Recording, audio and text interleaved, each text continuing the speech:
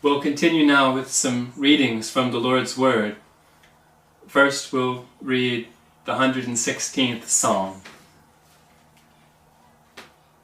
I love the Lord because He has heard my voice and my supplications, because He has inclined His ear to me. Therefore I will call upon Him as long as I live. The pains of death surrounded me. The pangs of Sheol laid hold of me. I found trouble and sorrow. Then I called upon the name of the Lord. O Lord, I implore you, deliver my soul. Gracious is the Lord and righteous. Yes, our God is merciful. The Lord preserves the simple. I was brought low, and He saved me. Return to your rest, O my soul, for the Lord has dealt bountifully with you. You have delivered my soul from death, my eyes from tears, and my feet from falling. I will walk before the Lord in the land of the living. I believed, therefore I spoke. I am greatly afflicted. I said in my haste, all men are liars. What shall I render to the Lord for all His benefits toward me? I will take the cup of salvation and call upon the name of the Lord. I will pay my vows to the Lord now in the presence of all His people. Precious in the sight of the Lord is the death of His saints. O Lord, truly I am your servant. I am your servant, the son of your maidservant. You have loosed my bonds. I will offer to you the sacrifice of thanksgiving, and I will call upon the name of the Lord. I will pay my vows to the Lord now in the presence of all His people, in the courts of the Lord's house, in the midst of you, O Jerusalem. Praise the Lord.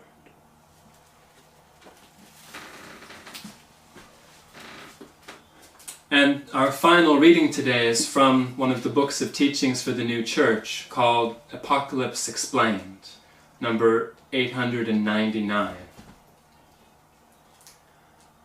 That natural death, which is a rejection of the unclean things of the body, and spiritual death, which is a removal of the unclean things of the spirit, signify resurrection, can be seen also from passages in Revelation where the first and the second death are treated of, which are also called the first and the second resurrection. Also in the Psalms, precious in the eyes of Jehovah is the death of His saints. Evidently, the death of the saints does not signify damnation, but the separation and removal of the unclean things of their spirit, thus regeneration and resurrection. So also in John, Jesus said, unless the grain of wheat falls into the earth and dies, it remains alone. But if it dies, it bears much fruit. The same is true of a person who, that he may rise again, must die, both as to the body and as to what is his own, which is in itself infernal. For unless both of these die, he does not have the life of heaven. As people rise again after death, therefore the Lord willed to undergo death and to rise again the third day, but to the end that He might put off everything human that He had from the mother, and might put on the divine human. For everything human that the Lord took from the mother, He rejected from Himself by temptations, and finally by death. And by putting on a human from the divine itself that was with Him, He glorified Himself, that is, made His human divine. Therefore in heaven, His death and burial do not mean death and burial, but the purification of His human and glorification. That this is so, the Lord taught by this comparison with wheat falling into the earth, which must die that it may bear fruit. Amen. The story of Samson's death is one of those bittersweet stories where death and sacrifice and victory all take place in the same moment.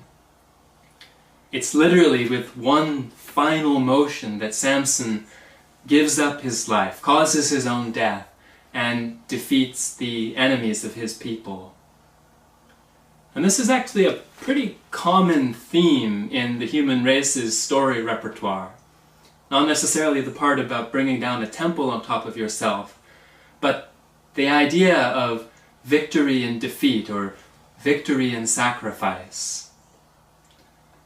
You can probably all think of a movie you've seen or a story you've read in which an act of sacrifice creates the climax of the story and the moment of victory.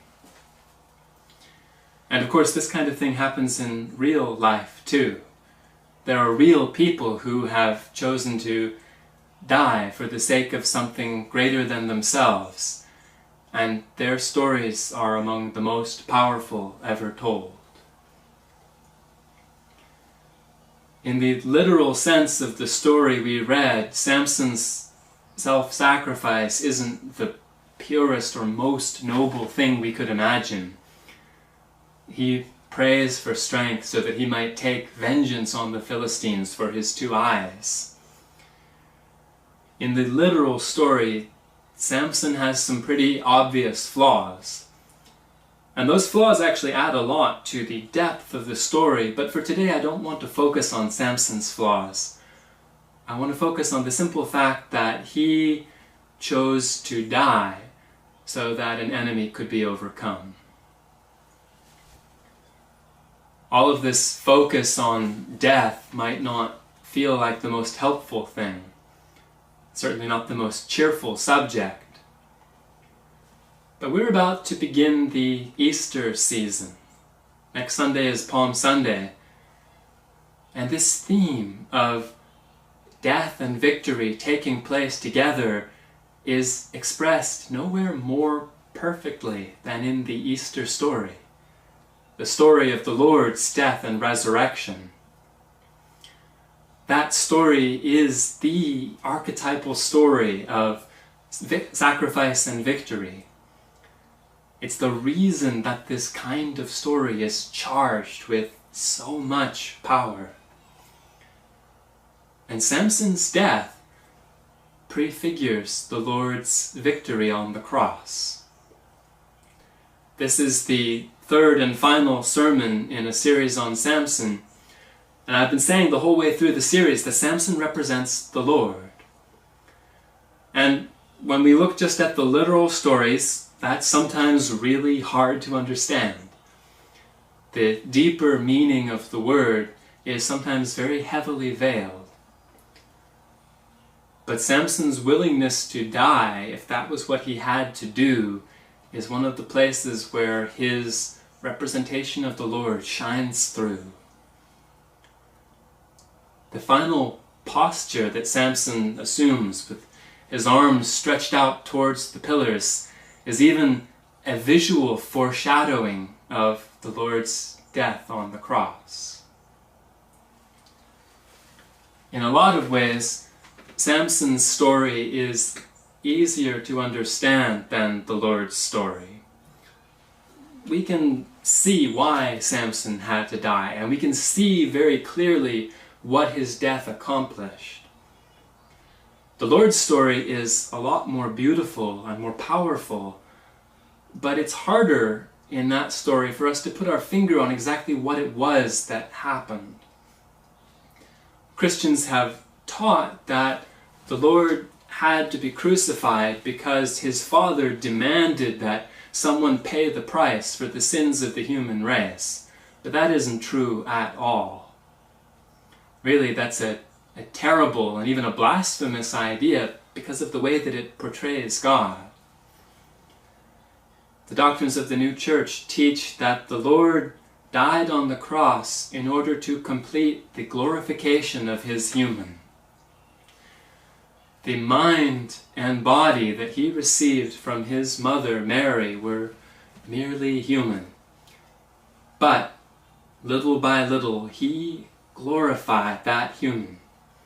He made it divine. The way he did this was by fighting and conquering the hells. He drove every last evil thing and every imperfection out of himself so that the divine that was in him could fill him completely and make one with him. And that's what was taught in that reading from Apocalypse Explained. As people rise again after death, therefore the Lord willed to undergo death and to rise again the third day, but to the end that he might put off everything human that he had from the mother, and might put on the divine human. For everything human that the Lord took from the mother, he rejected from himself by temptations and finally by death. And by putting on a human from the divine itself that was in him, he glorified himself. That is, made his human divine. For this glorification to take place, everything in the Lord that was merely human had to be put off or cast off. It had to die. Which is why the Lord allowed himself to be crucified. On the cross, his body, the last part of him that was merely human, died. In that moment of death, he made himself truly and completely divine. And in that same moment, he conquered hell forever. The last part of him that hell could touch was thrown off. The weak human died, and in its place rose the divine human. The Lord in his divine human has total power over the hells, and so their power over us was broken. They can never hold us so tight that the Lord cannot save us from them. These ideas are deep and maybe a little hard to understand, but the point is that on the cross, the Lord's death and his glorification, the conquest of the hells and the salvation of the human race were all happening in the same moment. Just like Samson's death and victory happened in the same moment. So, in the same moment, part of the Lord was dying and another part of him was triumphing. And that's why in one gospel account the Lord's last words are, my God, why have you forsaken me?" And in another account his last words are, "It is finished." On one level the Lord was alone and suffering, and at the same time, on another level, he was victorious. These ideas about the Lord's glorification are worth trying to understand, partly just because it's good to understand the Lord. He's part of our lives, whether we see him or not. But these ideas about the Lord also show us something about our spiritual lives, because we're made in his image. Our regeneration is an image of his glorification. Any spiritual victory that we may know is going to look like his victory. And when the Lord triumphed, something in him felt like it was dying. In more ways than one, death is part of spiritual victory. That reading from Apocalypse Explained talked about two kinds of death. Natural death, which is the rejection of the unclean things of the body, and spiritual death, or the removal of the unclean things of the spirit. Natural death is death as to the body, and spiritual death is death as to what is our own. As far as the death of the body goes, at the heart of the Christian message is this idea that death is really not death at all, but an awakening into life. And that idea can be hard to believe because we can see bodies die, but we don't see the Spirit's resurrection. We're taught that after the death of the body, we are in fact more alive than we ever were in this world. But again, we don't see that. It's something that the Lord simply asks us to believe, and it goes hand in hand with believing in the Lord Himself. He says, I am the resurrection and the life. He who believes in me, though he may die, he shall live. But I want to focus on the second kind of death, which the reading called spiritual death. For many of us, that kind of death will hit closer to home, because that's something that we can be actively experiencing, even now. The reading defined that kind of death as the removal of the unclean things of the Spirit, and also as death as to what is our own. In practical terms, this kind of death is what happens when we choose to give up or let go the things that stand in the way of our spiritual growth. It's no secret that letting go is part of the journey that we're called to undertake. We're born loving unclean things. We're born loving ourselves, but the Lord calls us to rise up to higher things, to let go of this world for the sake of the next world.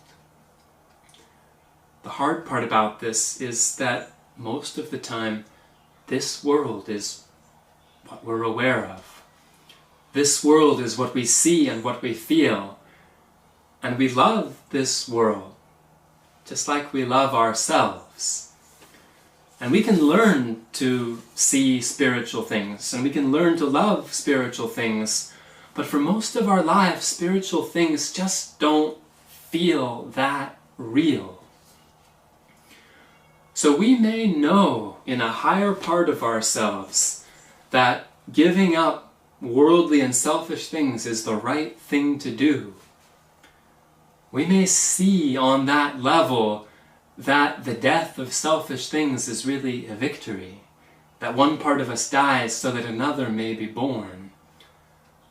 But it's hard to climb up to that spiritual perspective. And the lower part of us, the part of us that we live in by default, doesn't see the victory or the rebirth. It just sees what we're giving up. It just feels a kind of death.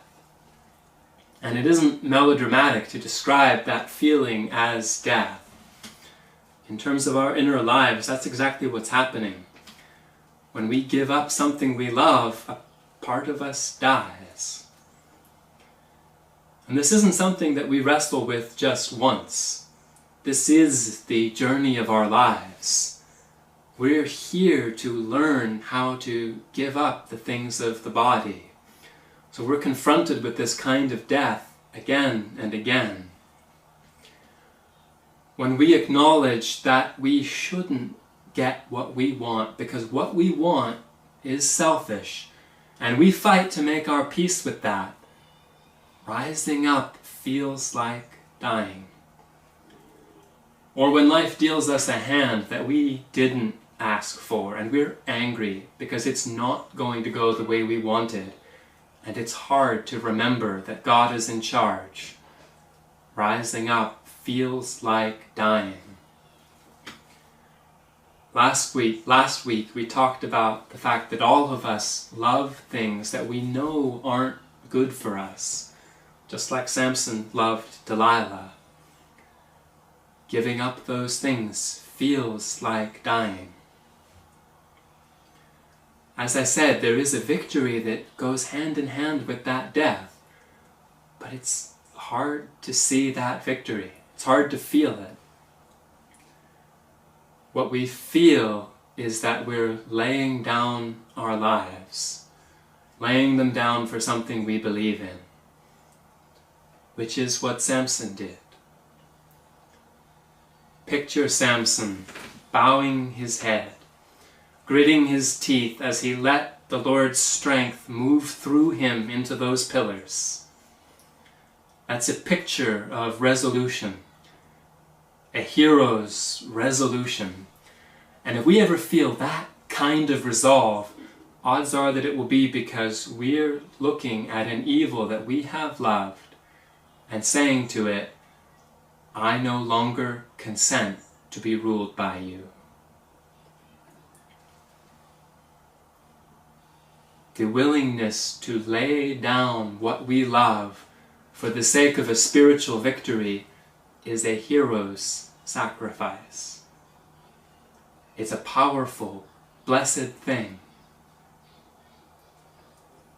That psalm I read said, precious in the sight of the Lord is the death of his saints, which is a puzzling statement out of context. What's precious about death? And that whole psalm is about a struggle with death. Near the beginning, the psalmist says, the pains of death surrounded me. The pangs of Sheol laid hold of me. And of course, the death that's being described is that spiritual death. The death of what is our own. The letting go of something that needs to go. In one sense, the Lord saves us from this death. The psalmist says to the Lord, you have delivered my soul from death, my eyes from tears, and my feet from falling. And then he says, precious in the sight of the Lord is the death of his saints. Deliverance and a kind of death happen in the same moment. The Lord lifts us up, and at the same time, a part of us is laid down to die. And that laying down is heroic, and it's precious in the Lord's sight, because he knows that it's an act of love. Greater love has no one than this, than to lay down one's life for his friends. The power and the beauty of the willingness to lay down one's life for the sake of something greater isn't so hard to see. What's perhaps less easy to see is that we're called to be so willing. We have the opportunity and the freedom to make a choice that powerful. Giving up something that we love is never easy, but there's no clearer way to testify to what we truly love. And as we approach Easter, it's good to remember that the Lord chose to endure every temptation and to give up his life on the cross for our sakes. I am the good shepherd, he says. The good shepherd gives his life for the sheep. Amen.